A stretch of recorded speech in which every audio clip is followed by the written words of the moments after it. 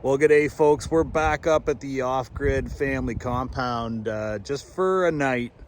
We're going to be doing some work installing a composting toilet in the new insulated outhouse, as well as adding one more heater to the guest cabin. But I just stopped for a view and a hangout. How cool is that? Man, there's some beautiful places to check out here in Canada. Of course, we're in parts unknown, but if you scour around enough, you'll just find something worth stopping to see. Well, a little update of the property. We're coming into late October 2024 here now. Much, if not most, of the canopy has fallen. It's crazy how fast it happens. It was a really weird fall this year. It stayed warm until just recently. So most of the trees have dropped their leaves, but it's still nice. It's cold at night, but right now it's like 15 degrees up here. That's Celsius for you American viewers. So we're gonna get to work here today. Last trip I made up here, I pulled an old deck apart and I brought all this lumber up here. This is all useful to us. We're gonna end up, it's a never-ending situation over here, but my bride would love for us to extend this porch. So I might bring that out about another, I don't know, 8 feet or something. We're gonna have to do some thinking about this headroom up here. I never noticed that before. If we walk right off of this, it's only about 6 feet of headroom here, so we gotta be mindful of that. We'll bring the deck out a little further, maybe even just on this one side. But most of that lumber's for back here. Love the sound of crunching leaves, so we're gonna do a 20 by 16 foot deck back here. So this is going to give us an opportunity to bring the barbecue up here and just have a place that's kind of elevated. We never use this space, so we'll build it right off the back of the building and attach her back here, so then we can have a deck. So I got all the material I need with the exception of maybe some 5/4 deck boards there. The main reason we're here today, and my buddy Ryan from the Canadian Off-Grid Depot and Chris, they're on their way up. So what we're gonna do is, first and foremost, in this little insulated outhouse here, which I leveled on my last trip. In here, we're gonna install a composting toilet and install this little sink, run the urine diverter and the water from the sink out into a gray water pit. And then we're putting another Martin heater in this building right here. So we gotta figure out kind of how all that's gonna make sense. So a couple little projects here today, but we're gonna figure this out and we'll do so shortly. So I'll be back. Well, looky, look who's back. Canadian Off-Grid Depot's here. They brought us some goodies. So come and check this out. The boys are just working away. Crunch, crunch, crunch.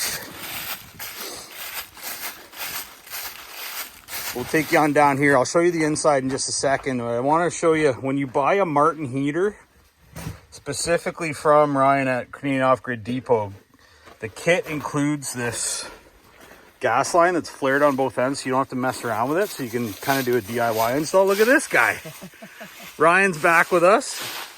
So you don't see Ryan a lot, but his stuff ends up in a lot of our buildings. Welcome back, dude. Thanks for hooking us up. So we're putting an 11,000 BTU Martin direct vent heater in this building. What Ryan's working on right now is just fastening the regulator with pigtails on it so we can run 2 tanks off of this, which is awesome. Nice clean install as always. Thanks for coming up, bud. Anytime. So chimney goes out the wall as per usual. And then on the inside, oh, there he is right there. There's Chris helping out again. How's it going? You might remember Chris from ages ago. So yeah, boys are, yeah, that's right. He does. Chris actually does a bunch of the installs. If you order a building from Highland Outbuildings, Chris will put it in, the heater or the toilet in for you. Chances are it's me, Yeah. So in this building here, guys, this one is probably our most seldom used cabin, but it does get used. So we're putting in an 11,000 BTU heater. This is one of the Martin, what's the model number on this, Ryan? He didn't hear me. Anyways, this one's cool because it's got the sight window in the bottom. So you can MDV12. Yeah. So you can get a smaller one that's 8,000 BTUs. This one's 11,000 BTUs, and in our opinion, the right size for a 160 square foot building. And you can see the fire burning in it, so it's kind of nice. But it's neat to see it in this kind of state. The boys level her out, get her in the right spot. This is going exactly where my wife has requested it, and they're almost done here. So we're gonna test this pretty soon. And then back over here, I don't work nearly as fast as these guys. I had some spare cork from when we did the other cabin. So now we have a floor in the outhouse, and we're gonna put a composting toilet in here shortly. So stand by. That'll be a much quicker install, I would imagine. But we're almost there with another heater. Okay, so here's these are fairly simple installs. Ryan, how simple is this? It's a couple of holes. Oh, you're just making a phone call. So this is the Think Tank. This is a Canadian-made product, and we chose this because it's Canadian-made. So this is a really simple composting toilet. Basically, the way this works, when you got to do a number 2, you open this thing up, you make a deposit, you close it, and the fan runs constantly. In the bottom here, this would have a bag in it. So every time you open and close it, it's going to turn this around just a smidge.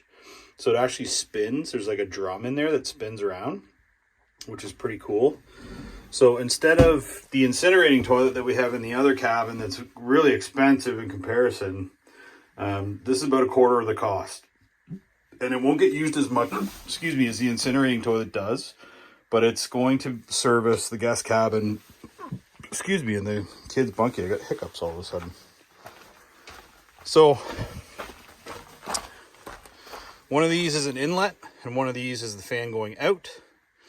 And that's really all there is to it. We hook it up to a 12-volt source, and we'll follow up with you once we get all this stuff sorted. Okay, folks, so we're done everything we're going to do for this trip. So let me show you what we've accomplished. You can see the exhaust pipe. This is pressure tested and now functional in the guest cabin. Looking awesome. We'll have to burn that in next time I come up. I'll burn it for a couple hours just to get rid of some of that manufacturing grease and stuff that makes a bit of a funky smell.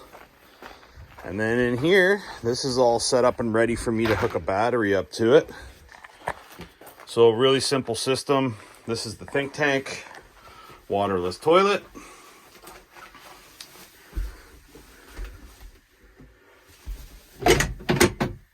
Boop. So we'll get a bag in there.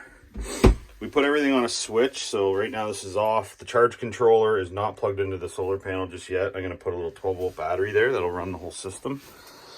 The fans in there, I guess, only take like 5 watts to run, which is very little. So we'll have to just figure out kind of what we're going to use for power there. This is a 245 watt panel, so we're going to figure out how to maybe mount that to the side of the building. Make this connection point. These are all siliconed up and ready for usage. So not a real difficult install, just a couple time consuming things. Now we have a composting toilet for the guest cabin and the bunkie to utilize in the future. Looking pretty good. Thanks for watching, folks. Ciao for now.